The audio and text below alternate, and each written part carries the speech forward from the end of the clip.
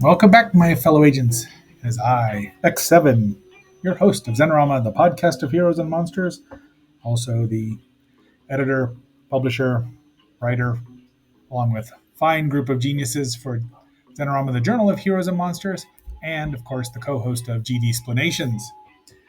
Today, we are going to be talking about I don't even know what number it is. It's the seventh film in the Godzilla series, the fourth film in the Mothra series, and sadly first film for Ebirah and Daikondo, the giant condor. It is Godzilla versus the Sea Monster, aka Godzilla Ebirah Big Duel in the South Seas, Nankai no Daiketo, or if you'd like, Ebirah Horror of the Deep for its original export title, though now Toho has decided that Godzilla versus the Sea Monster is the better title. And they're right.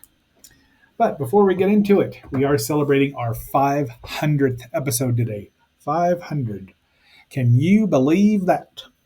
Well, our next one won't be till episode 1000 because I don't see saying 600 or 750. So next big episode will be probably in, not quite 2 years, but pretty close to 2 years from now if we still put out content daily. Hopefully we will, because like I've said, everyone's entitled to my opinion. So thanks to everyone who has liked, shared, subscribed, and left comments.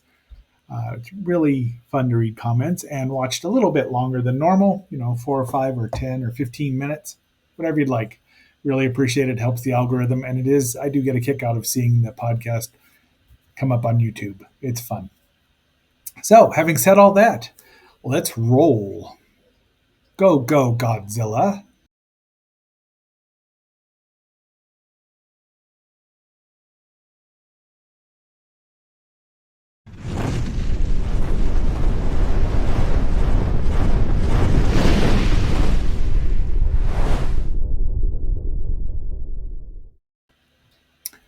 All right, Godzilla versus the Sea Monster. Once again, the seventh Godzilla movie in the Godzilla series.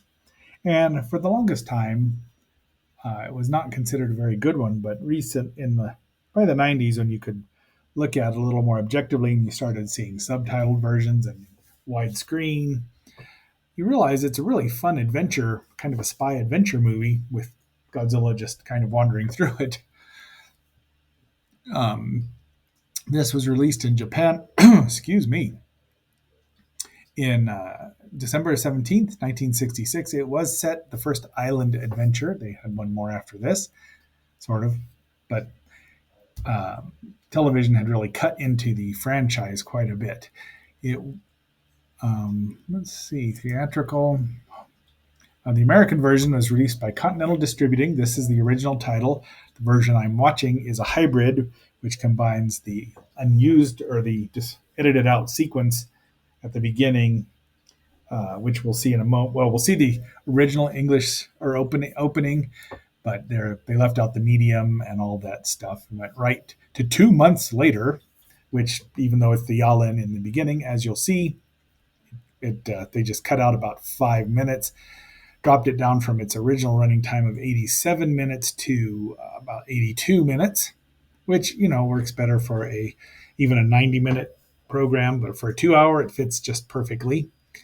And it's the effects were a little, they didn't have expensive buildings to destroy, although they did do some, but they were on an island, so they're easier to build and maintain, I would think. The suits were all reused. Well, Mothra and Godzilla were reused. Godzilla's head was rebuilt, and he looks a little dopey. Oh, I should. Here we go. Here's our stars. Well, the main stars. Those are the Nakajima-san played Godzilla. Sekita-san played Ebirah. Parabambi played the Shobijin, and not the Emi and Yumi, the Ito sisters. And then all the dancers were the studio #1 dancers. And Tsuburaya-san is credited with the special effects, but Sadamasa Arakawa did them, supervised them. Eiji was busy doing television work. Speaking of things, Jun Fukuda, this was the first time in several years that Honda-san had not been the director because they wanted Rankin Bass wanted him for King Kong Escapes, and they got him, and they got a better movie. But I like them both a lot. I mean, I hate to have to try to decide which one I liked more. But I did see King Kong Escapes on the big screen, so I might have to give the nod to that just because this was one of the last Godzilla movies I'd seen, not until the early 80s when it was on USA on a Godzilla marathon when we first got cable. So it might have been 83, 82, 83. Well, we didn't get cable, but a friend did, and we all gathered around to watch it on his, analog television in full screen glory, as you'll see. So here's the medium. They're looking for their son in the land of the dead. This would not have translated that well anyway for American audiences. So I can see why they just cut it out. And there we so this is about where it starts. 2 months later.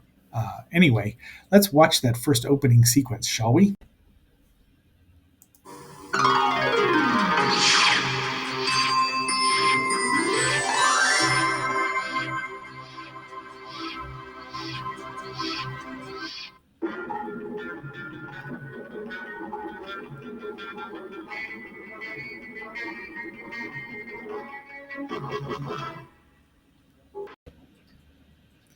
Speaking of analog televisions, here's the dance contest. There's the prize in the background. Well, the prize is a boat, and of course the our hero uh, Ryota Kane is looking for his brother Yata Toru Watanabe, and they're out dancing with his buddies. There's two of them. They're determined to win this, but alas, there's the model of the boat. Alas, these guys fall down, and he's in a trance. So they go off wandering after they've lost their chance to. It was a, I don't know, marathon dance contest that used to be a thing in the '60s, and all the music's very surf oriented. But off they go, and they get on the board the Yalin, which you just saw get wiped out. Sort of. I didn't show the whole thing because I'm hoping that Toho or YouTube will let me do that. I may have to cut it out or take out something, but we'll find out. And they meet lovable scallywag. Geez, I'm drawing a blank at his name. Who is our? I thought it was down here. No, farmer, bamboo, slave, escape slave. Nope. Could that be Akira Takarada as Yoshimura, the villain? Let me look up here. Bang, blah, blah, blah. No, doesn't tell me anything. Anyway, and he says he graciously lets them stay overnight because he's the thief, of course, that they're looking for. And he's stolen $50,000 in yen or some such nonsense. And excuse me. And so he lets them to stay overnight because he doesn't want them calling the cops, which he threatens them with, but then doesn't. And really, yeah. So anyway, and then of course Ryota steals the boat because he knows how to pilot it, and everybody else doesn't. And off he goes. So he calls it a gift from the gods. There's the Yalin right there. Old school radio talks about the guy who just stole the missing yacht and the $50,000. They're not dumb. They put two and two together. And then, of course, they run into a storm and Ebirah, who is not named in the Japanese in the AIP dub. Well, it's not an AIP dub, but it's dubbed by Titan or Tetra. Might be Titan by then, but Tetra Studios. So there is an international dub, what we call the international dub, which is adequate. It's not terrible, but it's not nearly as good as the one that we grew up with. Tetra, yeah. Hal Linden was in it. Yoshi, that's it. Akira Takarada. If I'd have read a little further, we'd have found it. So you don't get a really good look at them, but you see the miniatures. They get washed ashore on Lecce Island, which just happens to be, and he sees his empty briefcase full of money. So he's like, well, there goes my money. They find that there's people living there. Then they see the Red Bamboo, the villains of the piece, who are not named either. they're using that special yellow liquid to keep Ebirah at bay. Now, Ebirah is not under their control, so they just have to use it. There's no explanation given for why Ebirah shows up. And it's Ebi means shrimp in or lobster, and the raw is just something they do. A lot. Ebila could be that, but I've always heard it meant shrimp, but it could be lobster.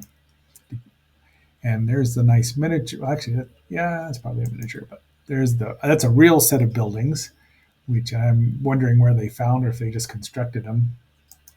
And they're a better shot of the yellow liquid, which is made out of plants or fruits. Fruits are plants, yes. There's Akira Takarada. Is that? Here's my cast. Ding, ding, ding, ding it. Yeah, nope, that's Akihiko Hirata. Akira Takarada is the thief with the heart of gold. That's Akihiko Hirata, who's wearing an eye patch on the other side of Serizawa's eye. Serizawa, who's, of course, who he played in Godzilla, King of the Monsters. And so I think that's a little in joke there. The movie's got some good humor in it, especially because Peter Fernandez wrote the dialogue and does some of the voices. And they do. There's just I've highlighted some of the things. There is Issei Yamamoto or Hideo Yamamoto, depending. It's Dr. Death right there, or Doctor Who we would be later next year as the ship commander, and they're turning over the slaves. And there's Dio, played by Kumi Mizuno, and they've delivered the X-12, X-12, delivered. I was trying to find out where this was shot. I believe Son of Godzilla was shot in Guam, but I could not find it. Wasn't on Wikipedia, so if it's not, and everything on Wikipedia is true, right? Let's see if frickin' or nope, I don't think that.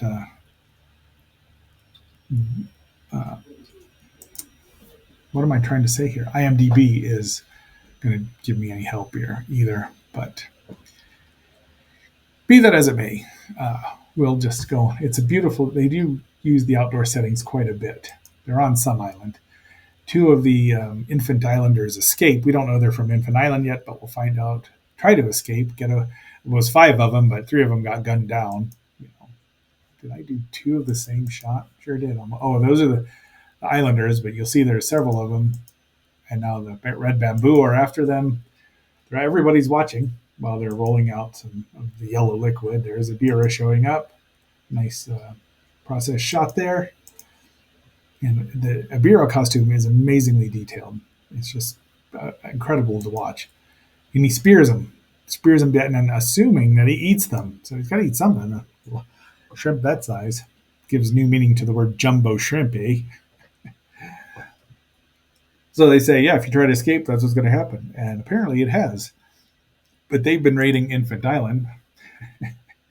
The commander tells the red bamboo captain he must be losing his sight. And somebody had said they should have replied, only half of it, sir. And I almost put that in there, but that wasn't in the movie, so I wanted just to use actual movie quotes. Yeah, only half of it, sir. And Dio has escaped and run into our heroes. First, she doesn't trust him, but then they figure out they're helping her, and she wants to help her people.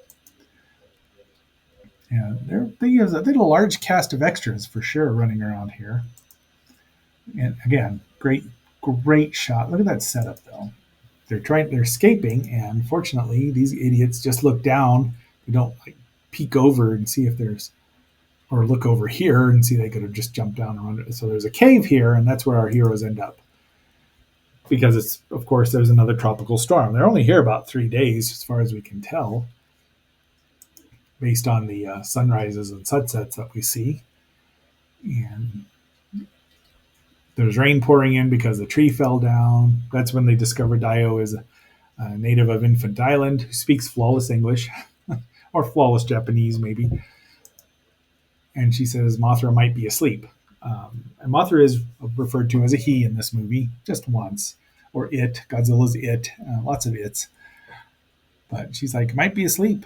In a JFFJ, I don't remember who said Mothra was rather a neglectful god because they just kept, wouldn't wake up. Anyway, here's the infant islanders. They must kill them or just work them to death because they keep having to go get more, or they escape and get eaten, making the yellow liquid. And they're like, "Stop singing," which they're trying to wake Mothra up. And you can tell Mothra is asleep because her eyes aren't bright blue; they're just kind of a dull blue. And there's the pair of Bambi. Our first look at them.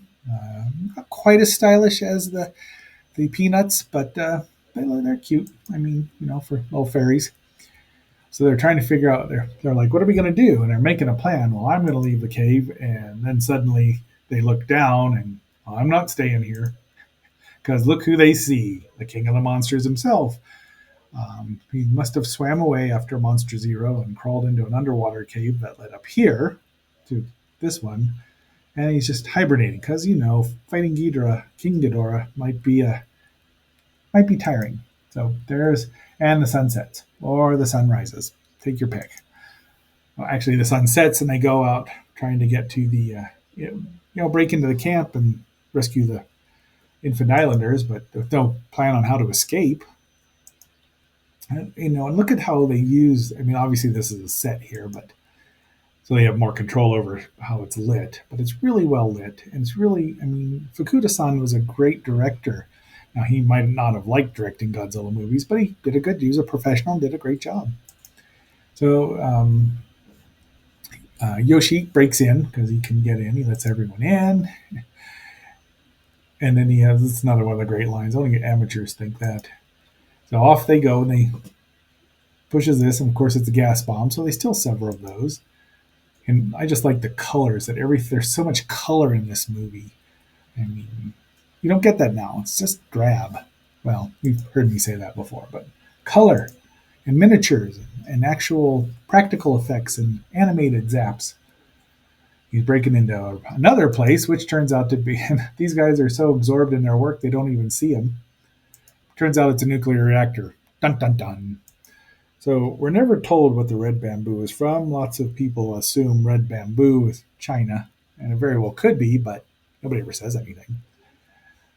But they get caught, but they throw a smoke bomb, and Ryota gets away in a balloon, and now the sun rises. So there's 2 days, at least. Now who knows how long they were in the boat, but Godzilla's still sleeping. So it doesn't take. When you're tired, you're tired. And one of the guys, I don't know if that's Nita or Chino, but they get caught and thrown in there.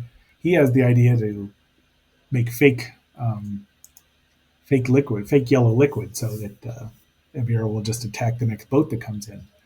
Still praying to Mothra. Mothra's still asleep. They're still singing. It's not the original Mothra song. It's not the Honda song. It's just a different one. And then Ryota crashes. There's a reunion of brothers. They decide we're going to go help. They're still looking for the castaways. I mean, our heroes. And I just like the scenery. And while they were there, Dio took a long line of wire, and they decided to wake Godzilla up. Now we just have to wait for it to storm. Fortunately, tropical storms happen daily. If you've ever been to Hawaii, you know this for a fact. And so here's his idea to change the liquid. They just dump everything out. These are really, I mean, they probably don't have enough guards because they're out searching for everyone. And as the brothers head back to Lecce, the peanut or the fairies say Mothra will come to their aid eventually. They don't say when, but so off they go. Now these guys are going out, and guess what's going to happen to these idiots? A storm breaks out. Everyone they go back in because they're like, well, we don't want to get wet. And you can see these are models here of the brothers. If you look really close, that they're obviously models, but they're used sparingly and well done. I mean, you don't have to have a CG person in there. I lightened that one up so you get a better look at the rain and Ebirah. There we go. And I think we have a little sequence here to share with. Yeah. So.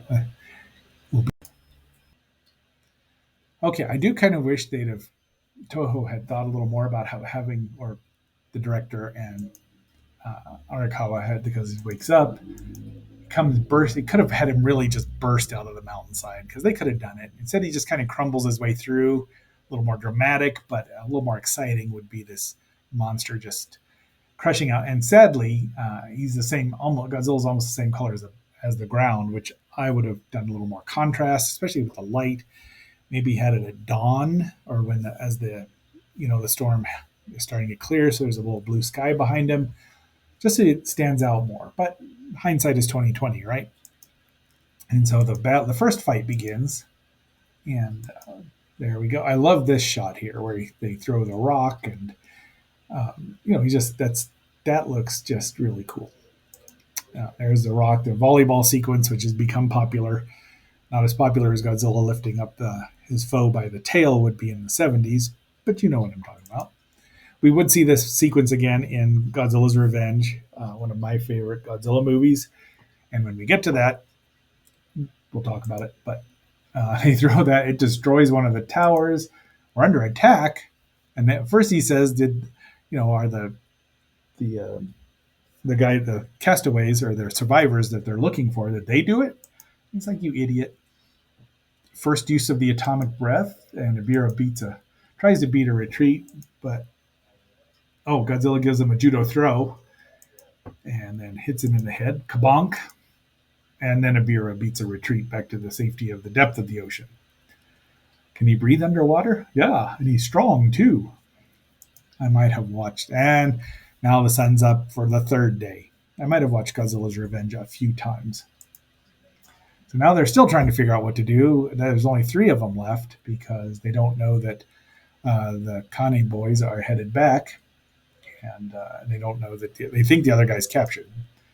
But they capture him. They set traps. And the dubbing says you're not going to capture Godzilla that way, and it means the red bamboo people who come after him. So once again, real setting.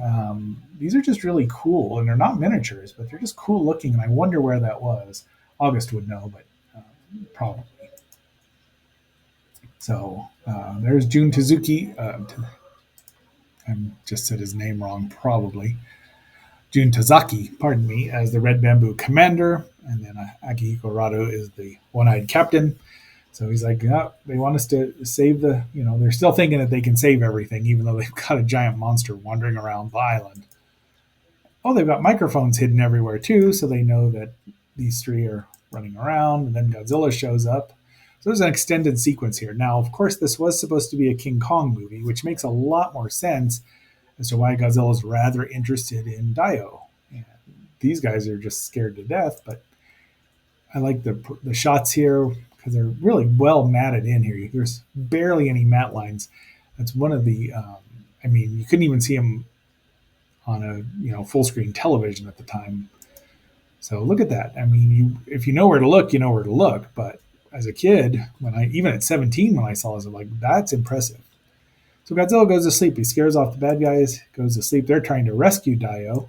And then Daikondo shows up, or the giant condor. And we don't get any explanation about that either. It just shows up, makes some passes at Godzilla, second use of atomic breath, fries the bird, falls into the sea, and that's it. Also shows up in Godzilla's Revenge. And I saw Godzilla's Revenge first. So that was all new stuff to me. I didn't know it had been out in other movies. And then the planes come in, also in Godzilla's Revenge. But they're kind of useless, but it's a great sequence. And in the Japanese trailer, there's a rock and surf number while this plays. They rescue Dio, and Godzilla just destroys the jets. Look at that, it's cool. They didn't have to worry about building miniatures, so they could just get away with a lot. They're like, open fire. So then he goes and attacks the base because they're morons. So you tell me Godzilla doesn't look stoned right there. Dude, I'm trying to sleep one off. So there, love the miniatures, just love it. And it's a really good approximation of their little real life base. So you get a sense of it. That's got to be a pretty extensive set. Obviously painted backdrop. They're just watching. And there's the nuclear. It's pronounced nuclear. Here you go. They're walking through here. This is the one we saw. Now imagine seeing it like this on a television back in the day, because nobody knew. Pan and scan. You just didn't think about it even. They're like, okay, we got to evacuate. We're going to blow up everything, take all and let the natives here to die. There's the explosive. Once it hits bottom, the island blows up. And he tells our heroes, because he gets scooshed, and now they waste a bunch of time trying to stop it instead of getting the heck out of there. So Godzilla's just stomping away. Oh, and everyone's reunited, and they're going to go, look, yay, we're all here. And, we find out that the boat is Ebirah smashes the boat. Godzilla shows he's got. So Ebirah is not, that boat can't be that small with that amount of people on it. But once again, it's something you don't think about the first, second, or third time. I mean, because you didn't see this very often. And you just didn't think about what size the lobster would be. If he's 50 meters, the boat would probably be pretty close to that size, but he couldn't pick it up and look that cool. And fight number 2 starts. This will be the end of the jumbo shrimp eventually, but once again, while they're doing that, the Infant Islanders, they're telling them Mothra's on the way, even though they're still praying and hoping Mothra wakes up, and they're still wasting time trying to they have a half an hour, and they waste 20 minutes trying to stop it. There's our third and final use of the atomic breath 3 times in one movie. Compare that to the 90s movies where there was like 47 times in 7 minutes. I know, it's been a long time since I've watched one, and we'll see whether or not I watch more or we review them. Underwater fight scene. There they go. I don't know if they can hear him. Finally, it's almost there. Oh, Mothra's eyes are blue. She's awake. Off she goes. Godzilla probably still much like I, finds shrimp high effort and low reward, but probably enjoys a good fried shrimp. There he goes. And he declaws Ebirah. Now, I don't know if shrimp can grow their claws back. It seems like they might be able to, but probably will starve to death, and it's probably burnt on its belly. And then Godzilla sees Mothra and comes ashore, because I'm sure he's still annoyed at the adult Mothra, and he should have been annoyed at the grubs, but, he just woken up, and he's probably in a bad mood anyway. They're all running there. There's another lovely process shot where they're all getting ready. Godzilla fires a blast. I guess there is a fourth one, but at Mothra, who just bumps into him and dumps him over and then flies away. And that look is like, wait, where are you going? So it picks up the net. Off they go, because they got to get out of there. I feel sorry for Godzilla, Dio says, and they cheer him to jump down. And apparently he hears and off. And then the reactor explodes, spilling nuclear waste all over the place, I'm sure. But nobody cares. Everyone's safe.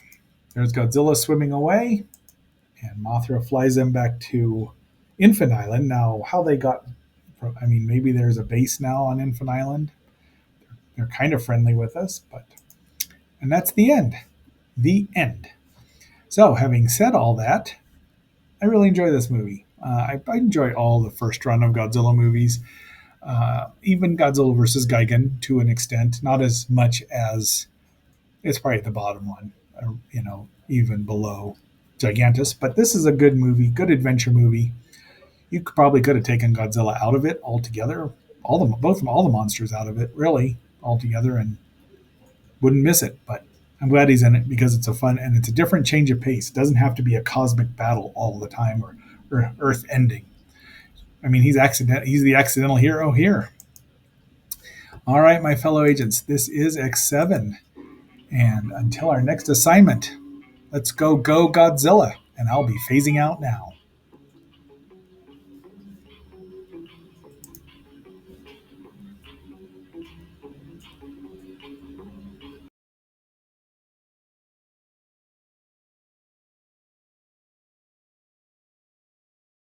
Godzilla, Ebirah, and Mothra in one of the most explosive action pictures ever to hit the screen. From the depths of the ocean comes the most terrifying horror of the deep.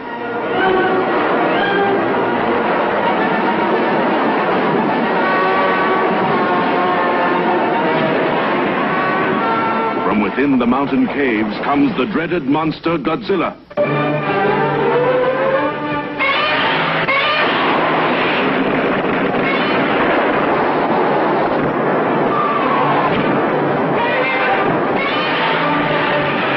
See the most titanic battle ever screened when the monster of the deep challenges the mighty Godzilla.